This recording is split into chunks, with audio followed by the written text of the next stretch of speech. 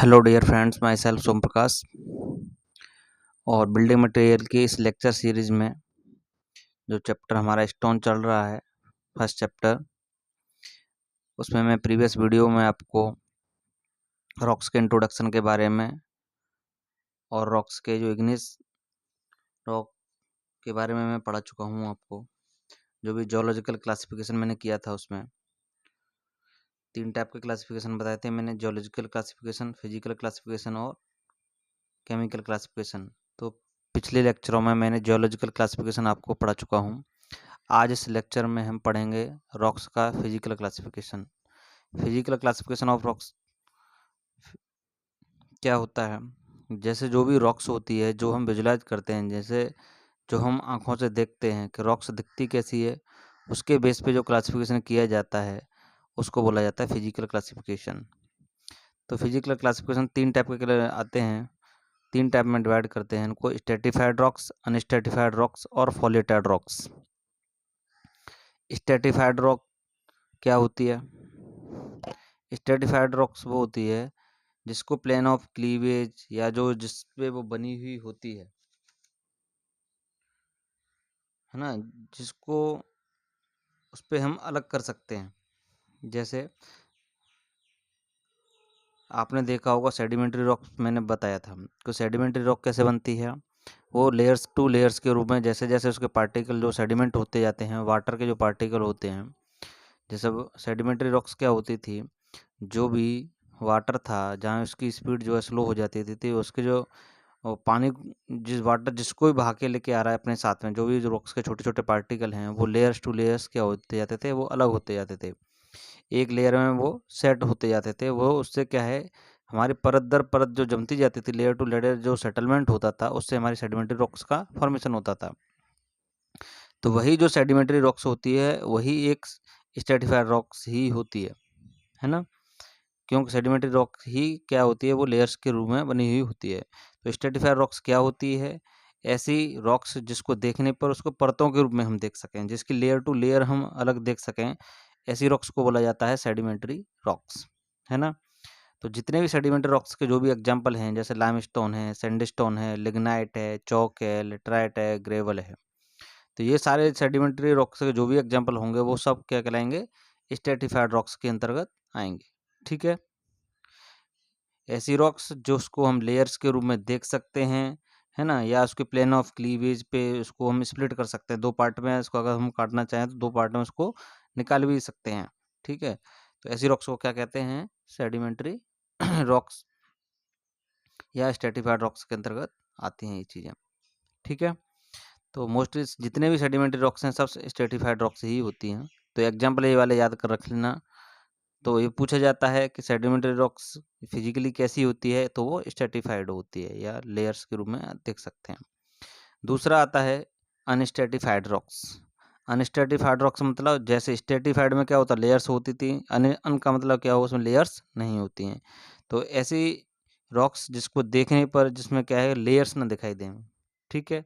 तो लेयर्स किसमें नहीं दिखाई दे सकती देती थी, ये आपको पता है। इग्निस रॉक जो मैंने पढ़ाया था, तो इग्नियस रॉक जो होती है वो अनस्टेटेड रॉक्स का एक टाइप होती है ना, क्योंकि उसमें इग्नियस जब रॉक्स कैसे होती थी, जो मेल्टिंग मैग्मा होता था, वो नीचे से क्या होता था, वो अपनी जब निकलता था अर्थ के सरफेस पे, क्रस्ट पे आकर के जमता था या इसके जो अंदर सेट हो जाता था, है ना।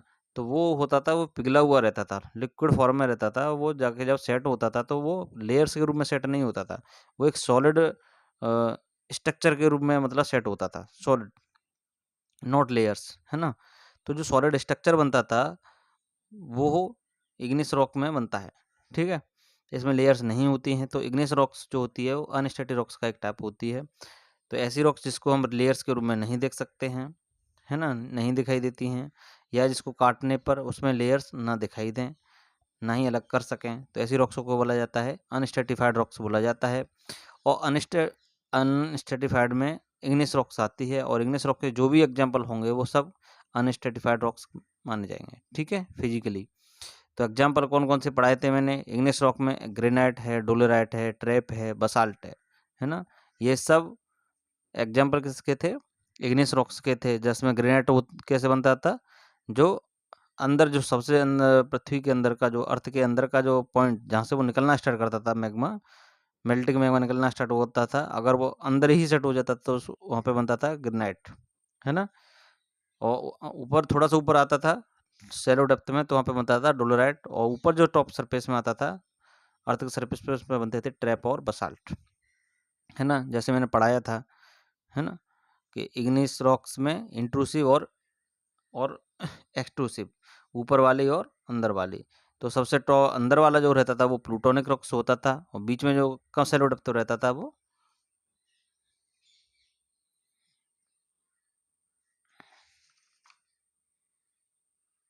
हाइपोबसाल रॉक्स बोला जाता था, है ना। और सबसे ऊपर जो आ जाता था उसको बोला जाता था वॉल्केनिक रॉक, ठीक है। तो ग्रेनाइट जो होता था वो क्या है, प्लूटोनिक रॉक का एक टाइप है जो सबसे अंदर पाया जाता है, और डोलोराइट क्या होता है, हाइपोबसाल रॉक का एक टाइप है जो शैलो डेप्थ पे पाया जाता है। और जो वोल्केनिक रॉक में जो है ट्रैप और बसाल्ट सबसे टॉप अर्थ सरफेस पे पाए जाते हैं, ठीक है। और एक और इम्पोर्टेंट पॉइंट बता दूं, इसमें स्ट्रक्चर में पूछा जाता है, जैसे इग्निस रॉक्स के जो भी स्ट्रक्चर होता है ना, ये इग्निसर का जो स्ट्रक्चर होता है ये सॉलिड फॉर्म में होता है, अंदर एकदम सॉलिड पार्टिकल रहते हैं, लेयर्स के रूप में नहीं होते हैं, ठीक है। और अब चलते हैं हम, तीसरा टाइप है रॉक्स का, फॉलिटेड रॉक्स, ठीक है। तो फॉलिटेड रॉक्स मैंने बताया था क्या होती हैं। तो फॉलिटेड रॉक्स में ये आता है मेटामॉर्फिक रॉक्स के जितने भी एग्जांपल होते हैं ना, सब फॉलिटेड रॉक्स के अंतर्गत आते हैं। तो मेटामॉर्फिक रॉक्स कैसे बनती थी, ये प्रीवियस वीडियो में मैंने बताया था आपको, कि जब इग्निस रॉक या सेडिमेंट्री रॉक्स पे जब हाई टेम्परेचर, हाई प्रेशर या टेम्परेचर प्रेशर में जो भी वेरिएशन होता है, उसकी वजह से ये सारी रॉक्स जो होती हैं वो कन्वर्ट होकर के किस में कन्वर्ट हो जाती हैं, मेटामॉर्फिक रॉक्स में कन्वर्ट हो जाती हैं, ठीक है। तो इसमें बस दो एग्जांपल छोड़ने हैं, सब ये जंक्शन है मार्बल और क्वार्जाइट, इनको छोड़ दो, इसके अलावा जितनी भी रॉक्स होती हैं, जितनी मेटामॉर्फिक रॉक्स होती हैं, सब फॉलिटेड रॉक्स होती हैं, है ना। हिंदी में अगर बोलें तो इसको पतली चट्टान कहते हैं, मतलब सबसे पतली चट्टान, बहुत ही पतली वाली। तो जेनिस और स्लेट, नीजो स्लेट जो है एक से किसके एग्जाम्पल होते हैं, फॉरेटर रॉक्स के एग्जाम्पल होते हैं, ठीक है।